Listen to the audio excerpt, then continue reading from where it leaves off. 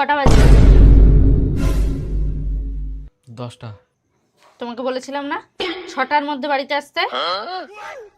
কোথায় ছিলে? বন্ধুদের সাথে ঘুরতে বেরিয়েছিলাম।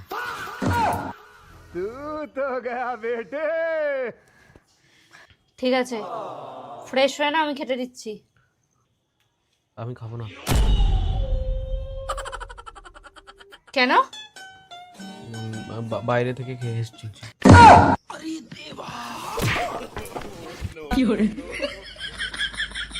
রান্না করতে কত কষ্ট হয় জানিস? হ্যাঁ, রান্না করতে কত কষ্ট হয়।